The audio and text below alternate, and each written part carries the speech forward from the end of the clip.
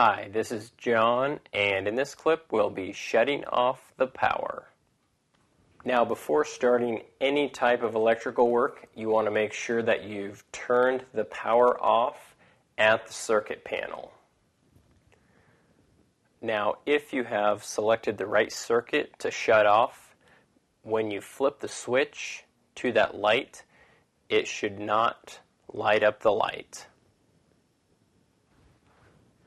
The next thing that we need to do is use some type of a circuit tester device just to verify that there is no electricity going anywhere near our fixture. Now that we are certain that there is absolutely no power going to our fixture, we're ready to go ahead and disassemble our old fixture.